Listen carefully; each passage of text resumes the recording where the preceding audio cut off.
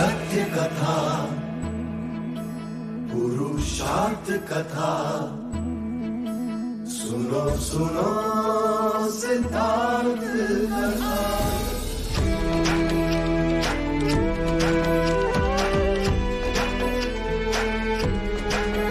संसार में दुख का कारण क्या, संताप शोक का निवारण क्या। संसार में दुख का कारण क्या, संताप शोक का निवारण क्या।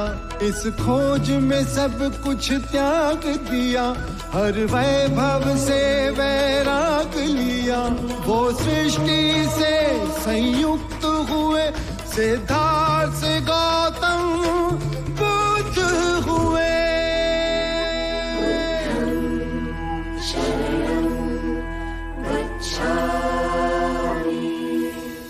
यदि सद्धर्म का मार्ग मिले तो केवल मुझे नहीं, वो सबके लिए उपलब्ध होना चाहिए। और अंत में मेरी भयानक परीक्षा हुई।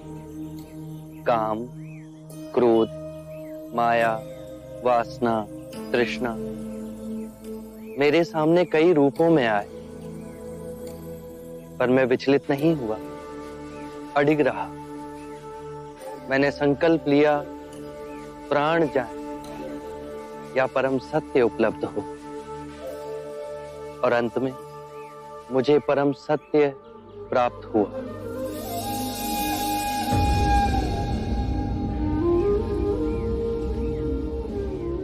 हे एक पुरुष बुद्ध, मुझे उस मार्ग पर पहला पग रखना तो सिखाओ। कारण और प्रभाव की सूक्ष्म और अदृश्य श्रृंखला से पूरी सृष्टि बंधी। यदि तुम अच्छे कृत्य करोगे तो ताल की लहरों की तरह जन्म जन्म उसकी तरंगे तुम्हारे जीवन को कंपित करेगी, तुम्हें बौद्धित्व तक पहुंचाएगी। उसी के विपरीत यदि तुम बुरे कृत्य करोगे तो उसकी बेड़ियां जन्मों तक तुम्हें बांधेगी और घसीटती जाएंगी।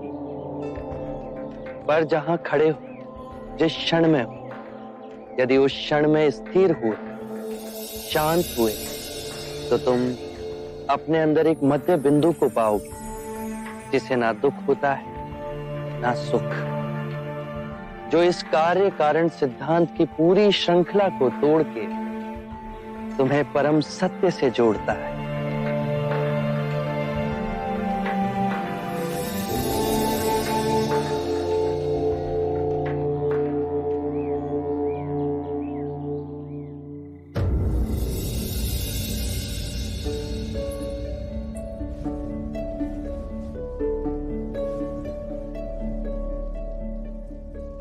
यशो, तुमने तो पूरे कक्ष में दीपावली मना रखी है। माँ, किसी के आगमन की खुशी में दीप प्रज्वलित किए जाते हैं ना। मेरे जीवन में दीपक कब प्रज्वलित होंगे माँ?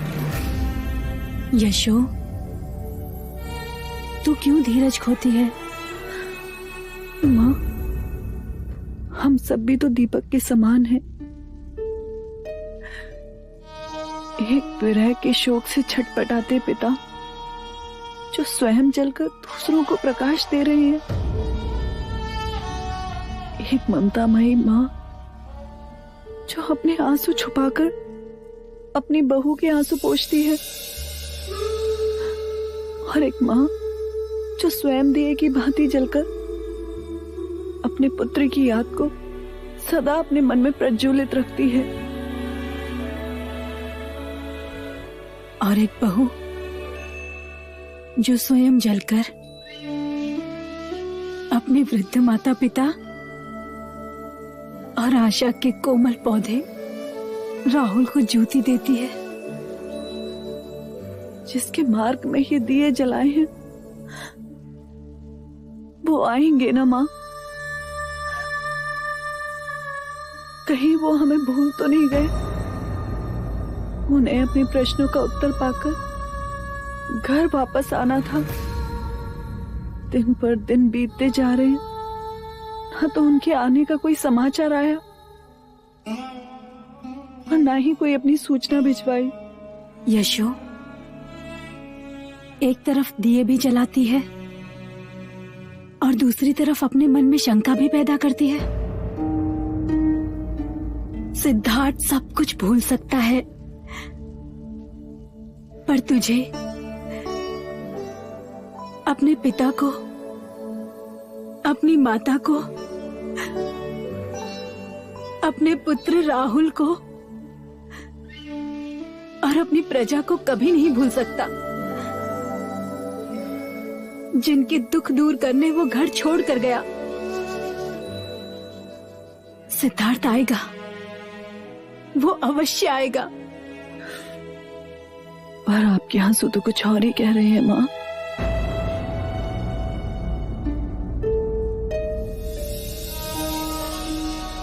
और कितनी प्रतीक्षा करूं माँ?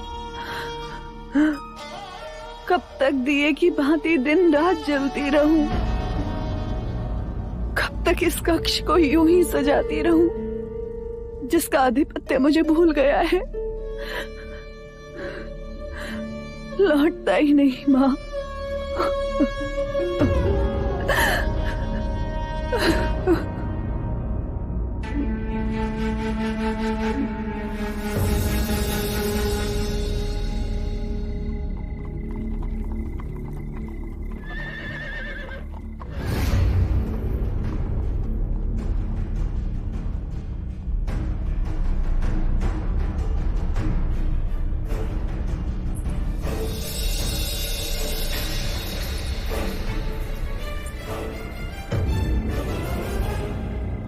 इस समय महल से बाहर कौन जा रहा है?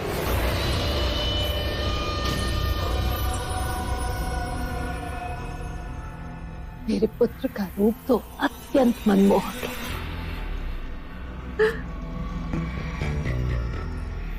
मेरी बुद्धि की दाद नहीं दोगी माँ? अरे मेरे होनहार पुत्र, क्या दाव खेला है तूने? नंद को ही महाराज के विरुद्ध कर दिया। एक तीर से दो शिकार। बस देव अब इन दोनों के बीच में एक ऐसी दीवार खड़ी करते कि महाराज कभी भी नंद को राजगद्दी देने के बारे में ना सोचे। महाराज नंद को राजगद्दी दे भी दे तो क्या? इसके बाद नंद रहेगा तो मेरे हाथों की कठपुतली बनकर ही। रंग भवन की लत एक बार उसे लग गई तो राजकाज सब भूल जाएगा। मदिरा के नशे में ऐसा डुबोऊंगा उसे, फिर कभी उबर ना पाएगा। वासनाओं के धागे से ऐसा बांधूंगा उसे गणिकाओं के साथ कि फिर उसका पतन निश्चित है। महाराज उससे घृणा करने लगेंगे। मैं मारी जाऊं मेरे सुपुत्र? सिद्धार्थ तो गया, अब नंद को ऐसे कुएं में धकेलूंगा कि जीवन भर वहीं सड़ता रहेगा।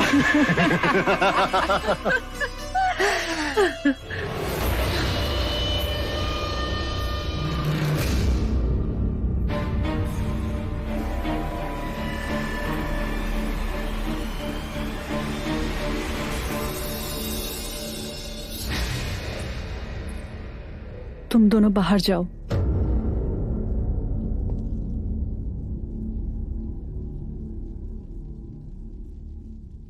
कहाँ जा रहे हो नंद?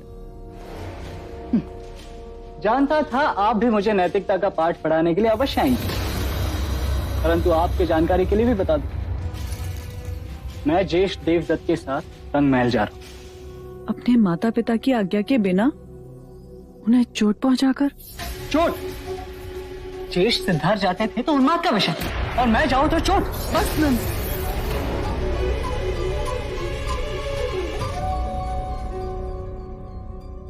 किस मुंह से तुम अपने ज्येष्ठ से अपनी तुलना कर रहे हो? इतने से भी गुण है तुम्हारे अंदर, तुम्हारे ज्येष्ठ जैसे। इस दर्पण में देखो, ये आंखों में झांको और पूछो, उत्तर तुम्हें स्वयं मिल जाएगा। ठीक है, मान गया मैं उनके जितना उच्च नहीं। प्रश्न ऊंच नीच का नहीं है। तुम्हारे ज्येष्ठ को सन्यासी होने का विचार काफी कम उम्र में आया। क्या सपने में भी तुम्हें ये विचार आया? अपने माता पिता की मनोस्थिति को समझो,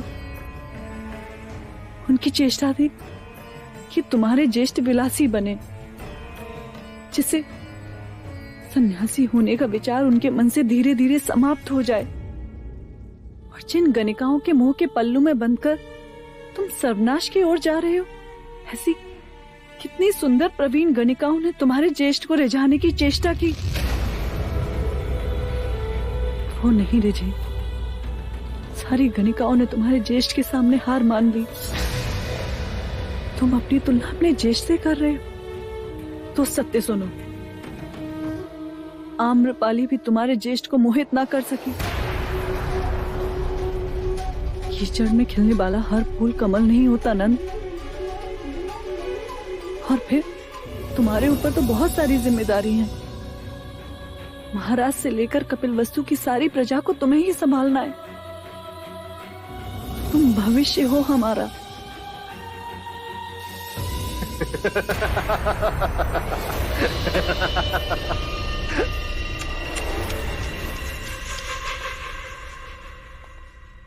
अब इतना भारी बोझ भी नंद के कमजोर कंधों पे मत डाल कि उसे उठा भी न सके। और तुम तो इस बेचारे को ऐसे डरा रही हो जैसे इसने कोई बहुत बड़ा पाप किया हो। केवल एक व्यक्ति इस राजमहल का मुझे बताओ जो रंग भवन ना गया।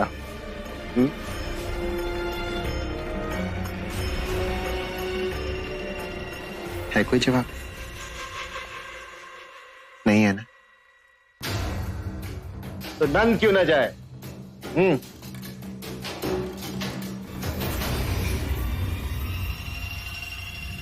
कहीं ऐसा तो नहीं कि इसे भी तुम सन्यासी बनाना चाहती हो? चलो नंद। रुको नंद, ये तुम्हारा अहित चाहते हैं। इसे अपने पल्लू से न बांधो यशो, इसे तो जीवन का रस पीने दो। मैं रथ के पास तुम्हारी प्रतीक्षा कर रहा हूं नंद।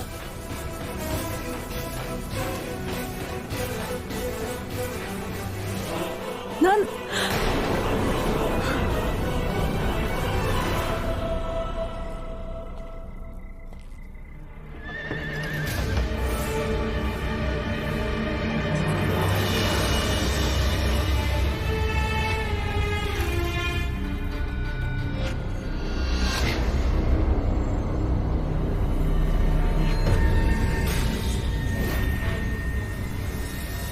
अपने जीवन के निर्णय दूसरों को न लेने दो। बड़े हो गए हो तुम, अब अच्छे बुरे की समझ तुम्हें स्वयं आ गई है। चलो। सत्य कहा आपने ज्येष्ठ, मैं अपना भला बुरा समझने योग्य अवश्य हो गया।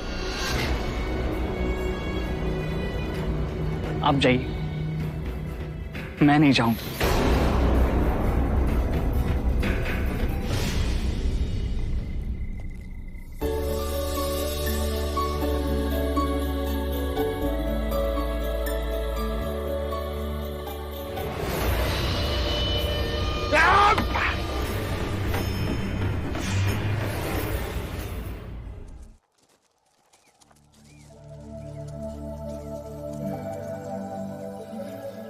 अरे वाह, मस्त।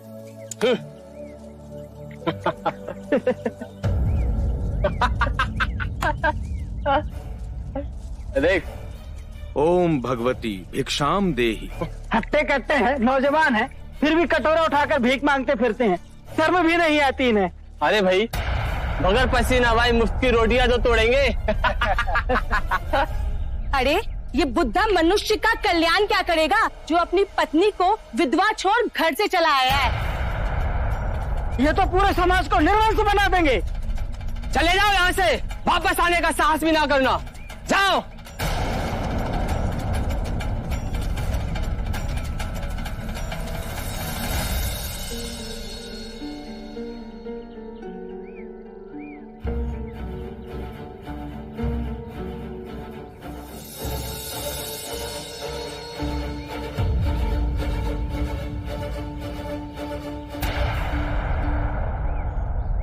राजगृह वालों ने भिक्षा नहीं दी। गुरुवर, हम यहाँ से किसी और स्थान पर नहीं जा सकते? अवश्य जा सकते हैं, पर जो तुम्हें यहाँ अशांत कर रहा है वो किसी दूसरे स्थान पर भी अशांत करेगा। नहीं गुरुवर, यहाँ के लोग हमारा अपमान करते हैं, हमारा उपहास करते हैं, ताने मारते हैं, और तुम्हें क्रोध आता है। यदि यही लोग तुम्हारे पथ पर फूलों की पंखुड़ियां बिछाएंगे तो तुम्हें प्रसन्नता होगी। अर्थात तुमने अपनी शांति की कुंजी को दूसरों के हाथों में सौंप दी है। बाहर की बात तुम्हें विचलित भी कर सकती है और तुम्हें प्रसन्न भी कर सकती है।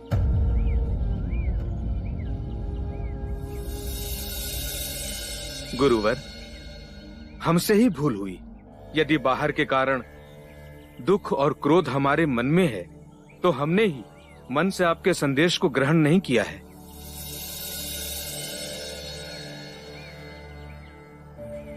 मन में यदि प्रतिशोध का भाव आया तो ये समझना कि तुम अभी परम सत्य से बहुत दूर हो।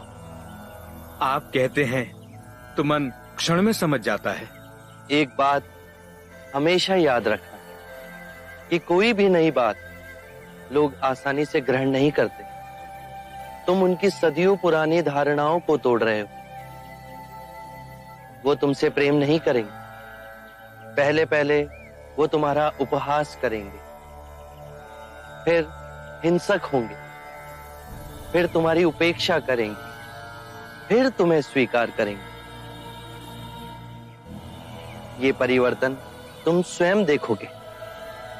बस अपना धैर्य और सहनशीलता ना छोड़ना।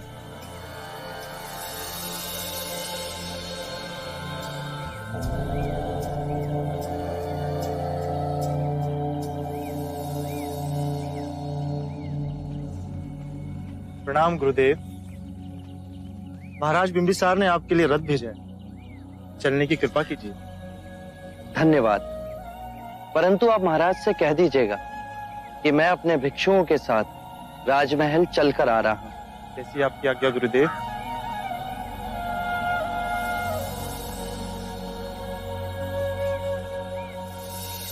मेरा बच्चा, मेरा बच्चा।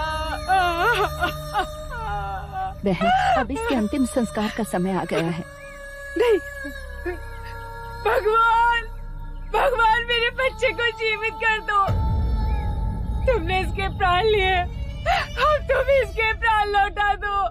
मेरा बच्चा। किसा गौतमी, जो मर गया लौट कर नहीं आता। कोई है जो मेरा दुख समझेगा।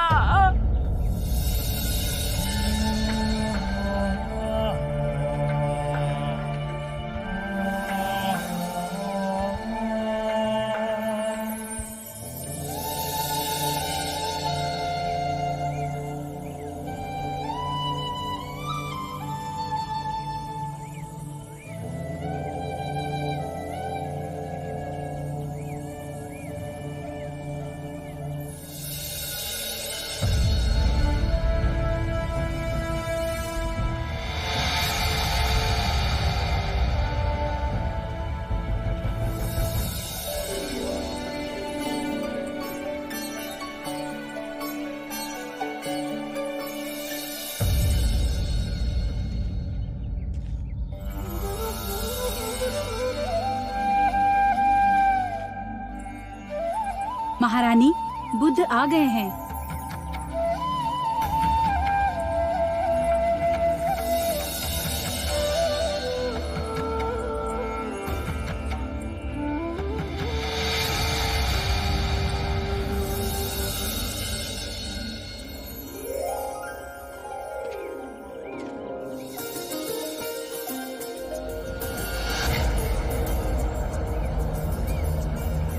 ये मेरी पत्नी है,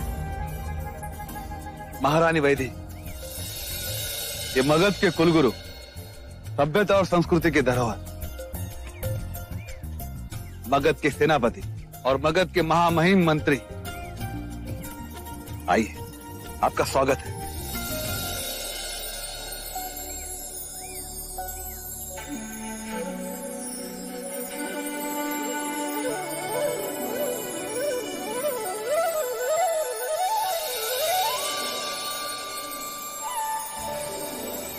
क्या भोजन हेतु आसन ग्रहण करें? आसन ग्रहण करें।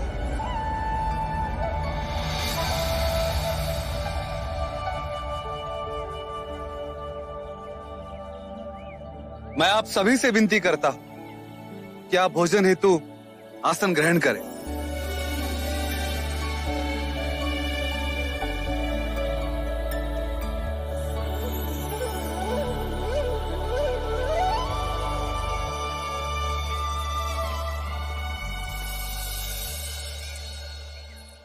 सेनापति, युवराज अजातशत्रु कहाँ है? वो प्रशिक्षण क्षेत्र में शस्त्रों से अभ्यास कर रहे। क्या उन्हें किसी ने सूचना नहीं दी कि आज स्वयं बुद्ध यहाँ पधारने वाले हैं? उन्हें ज्ञात है महाराज। आपने भी उन्हें सूचित नहीं किया? पर मैंने तो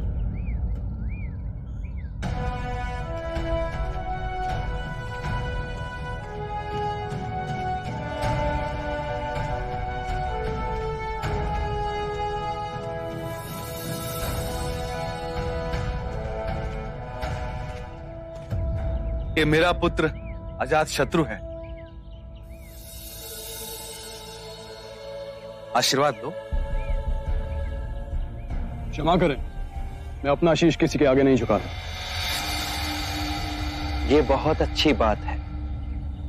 किसी के दबाव से शीश झुके, ये बुरा है। कहने का अर्थ है, जब तक मन में सम्मान ना हो तो किसी के आगे शीश झुकाना। परेशान ना हो, मैं समझ गया। फिर कोई विशेष उपलब्धि भी तो होनी चाहिए। शस्त्र विद्या में निपुण हूं। कभी अपने हाथ से तलवार बनाई है? मैं युवराज हूं, मैं तलवार क्यों बनाऊं? हाँ, युवराज शस्त्र बना सके ये तो आवश्यक नहीं, पर जब शस्त्र बनाने वाला तुम्हारे समक्ष कोई तलवार लाता है तो कैसे अनुमान लगाते हो कि उस तलवार के क्या गुण हैं? उसकी धार को देखकर, उसे चला उसकी चपलता माप कर। अर्थात किसी भी बात का परीक्षण किए बिना तुम नहीं मानते? जी। यदि धूप खिली हो तो उसकी ऊष्मा कैसे नापते हो? कहना कठिन है। सरल है, बहुत सरल। जिसे जितनी धूप की आवश्यकता होती है वो अपने स्वभाव के अनुसार उसे ग्रहण कर लेता है। घास का तिनका अपने अनुसार, सूरजमुखी अपने अनुसार और ताड़ का वृक्ष अपने अनुसार। ताड़ का वृक्ष तो ऊपर और ऊपर उठता है सूर्य की किरण को पाने के लिए। तुमने एकदम सही पहचाना।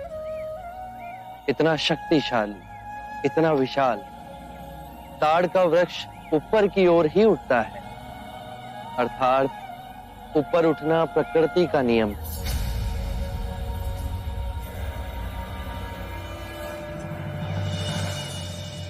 मैं स्नान करके आपके सामने उपस्थित होता हूं।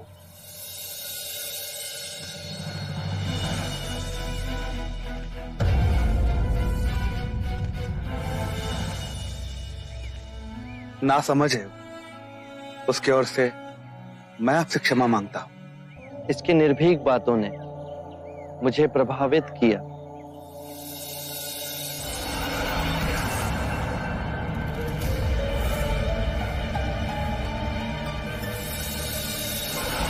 नहीं जाएगा मेरा बच्चा, कहीं नहीं जाएगा। साकेत गुरु प्रणाम। इस पगली को समझाइए, बच्चे का क्रियाकर्म करना है और ये अपने बच्चे को छाती से चिपकाए हुए है, छोड़ती ही नहीं। गुरुजी मेरे बच्चे को बचा लो, मेरे बच्चे को बचा लो गुरुजी, देखो बच्चे को बचा लो। समझो तुम्हारा दुख दूर हुआ। एक व्यक्ति है जो इसे जीवित कर सकता है। कौन है गुरुजी? उस व्यक्ति के चरण तो हमारे महाराजा भी छूटे। उनके पास सभी प्रश्नों के उत्तर हैं। तुम्हारे इस मृत बच्चे को वो अवश्य ही जीवित कर देंगे। कौन है प्रभु? कौन है गुरुजी? बताइए ना। बुद्ध। बुद्ध? गुरुजी कहाँ मिलेंगे वो? राजमहल में। वहाँ जा और बुद्ध का नाम पुकार। मेरा बच्चा।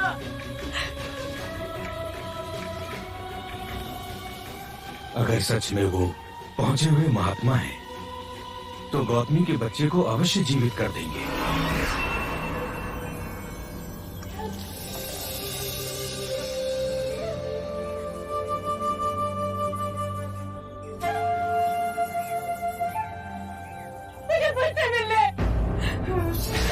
तू इधर क्यों आई है? तेरा इधर कोई काम नहीं है, चल यहाँ से। कृपया कीजिए, मुझे अंदर जाने दीजिए। मुझे बुद्ध के पास जाना है। इस नेटर की दुआई कोई नहीं सुनेगा क्या? मुझे जाने दीजिए। छोड़ो मुझे। इन्हें आने दीजिए।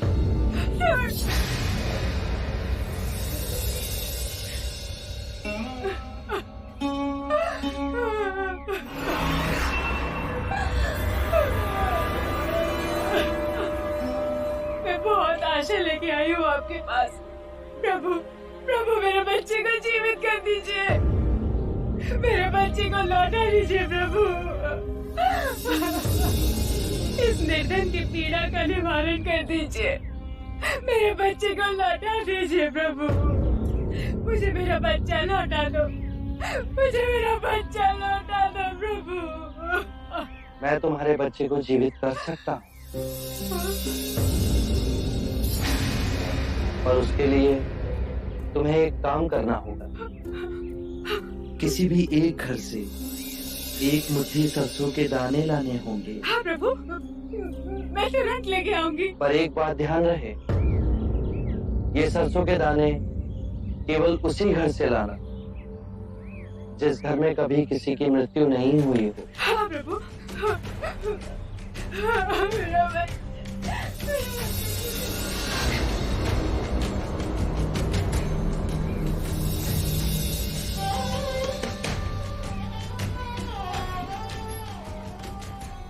एक मुट्ठी सरसों का दाना मिलेगा? हाँ अवश्य मिलेगा, मांगा भी तो इतना सा।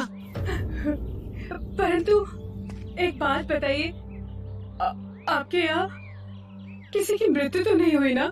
बहन क्या बताओ, 6 माह पूर्व मेरे माता और पिता दोनों मृत्यु को प्राप्त हो गए। क्षमा कीजिए, मैं आज से सरसों नहीं ले पाऊंगी।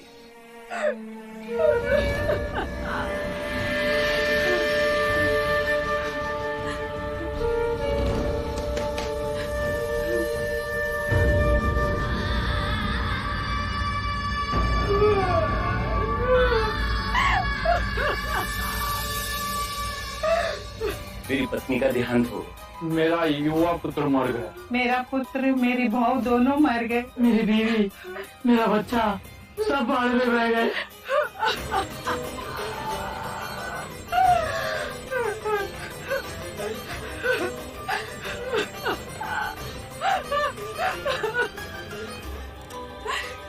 सुनिए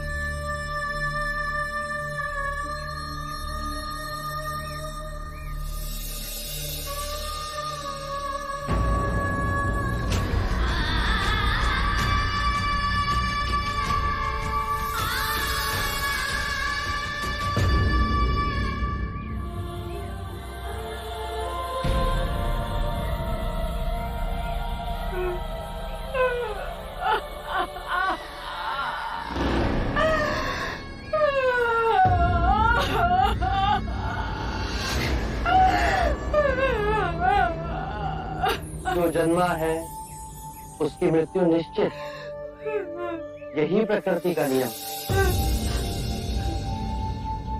चाहे युवा हो या वृद्ध, या ज्ञानी हो या अज्ञानी, मृत्यु सभी को आनी। ये बात मैं तुमसे पहले कहता तो क्या तुम इसे मानती?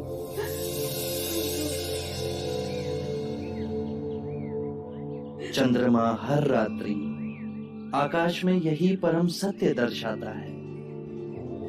पहले वो खिलता है, फिर उगता है और पूर्णिमा को पूर्ण गोलाकार आकार लेता है, और अमावस्या को वो लुप्त हो जाता है। परंतु वो लुप्त नहीं हुआ, वो केवल अप्रगट हुआ। तुम्हारा पुत्र अभी जीवित, परंतु तुम्हारे अंतर में।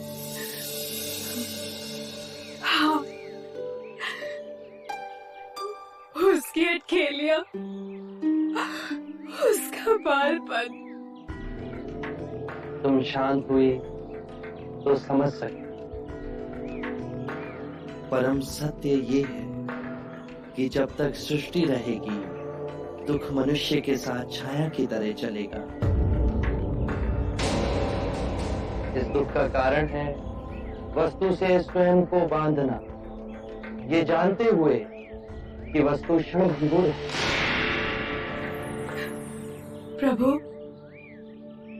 प्रभु इससे मुक्ति कैसे पाए? मुक्ति के लिए विवेक जगाना आवश्यक है।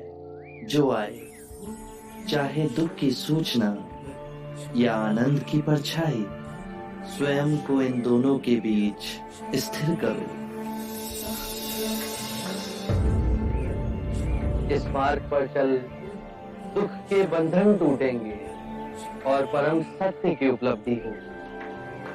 और जब तुम्हारे अंतर में ये चेतना जागेगी, तो तुम पाओगे कि जन्म मरण, मिलन वियोग दो नहीं, एक ही है।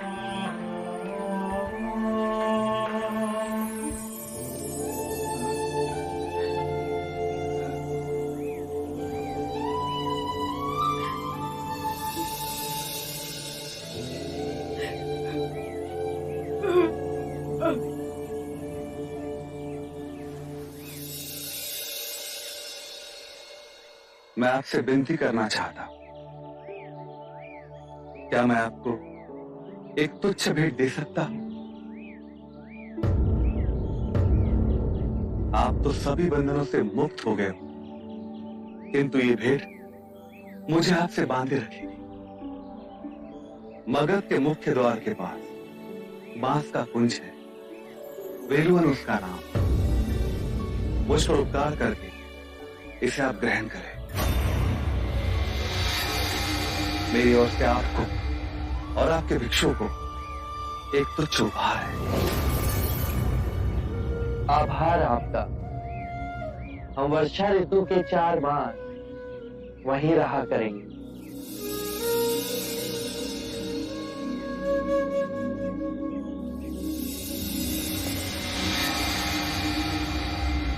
हे अजय, हे अभय, मृत्यु को परास्त करने वाले, मेरी ओर से यह तुच्छ भेंट स्वीकार करें।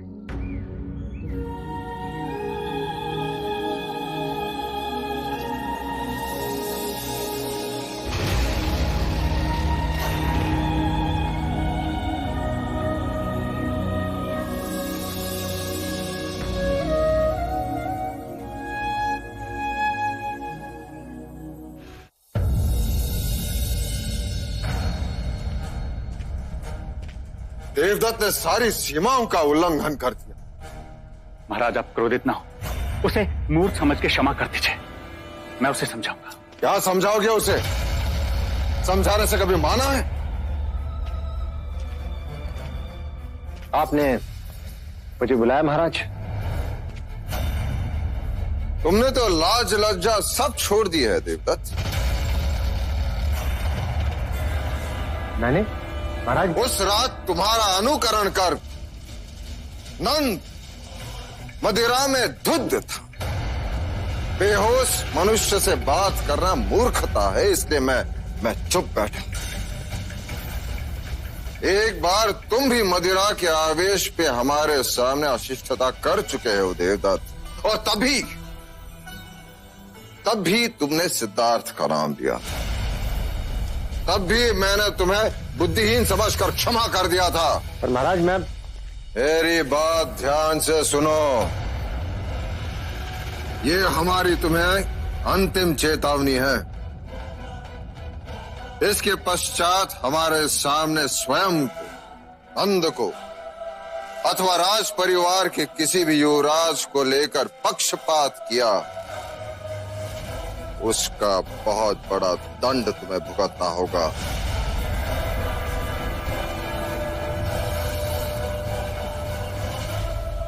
मैं समझता हूँ महाराज। कुछ नहीं समझते तुम।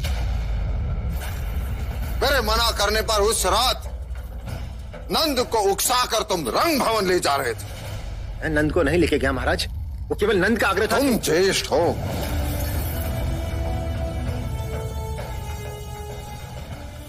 कल यदि वो कहे कि मुझे कुएं में ढकेल दो, तो तुम उसे कुएं में ढकेल दोगे। इसके पश्चात नंद रंग भवन नहीं जाएगा। यदि वो गया तो उसका उत्तरदायित्व तुम्हारा होगा। निर्लज्ज! अपने अच्छे गुण तो न सिखा सका, तो अपने अवगुण सिखा रहा है हमारे नंद को। क्षमा मांग महाराज से, और दोबारा ऐसा नहीं होगा, इस बात का वचन भी दे।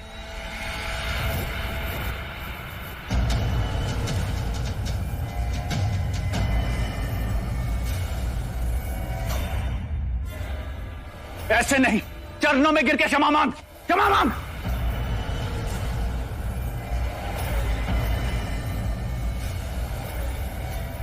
बस देवदत्त, बस।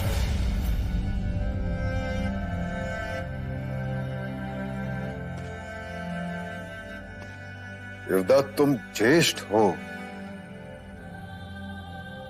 हमारे सबसे प्रिय हो।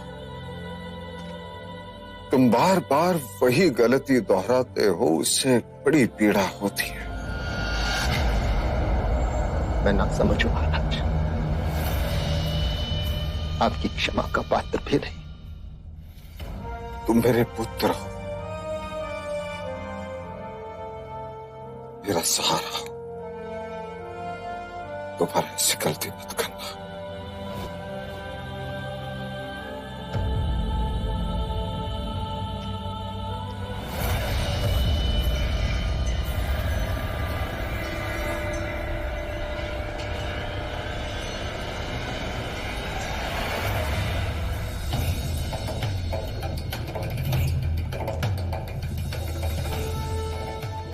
अपमान के इस घूंट को पी जाओ देवदत्त।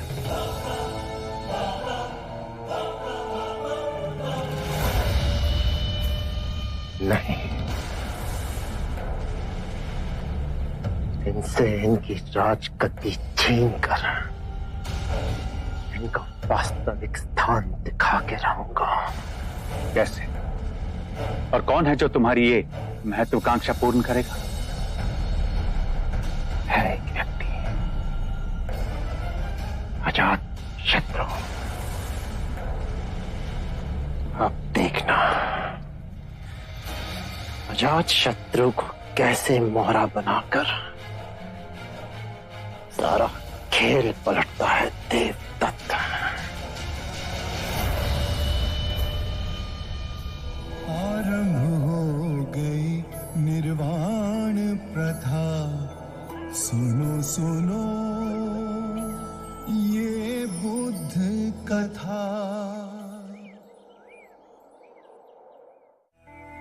ये संसार जिसे हम यथार्थ मानते हैं, दुख और पीड़ा का क्षण भंगुर खेल है। जो जन्मा है उसकी मृत्यु निश्चित है। यही सृष्टि का नियम है।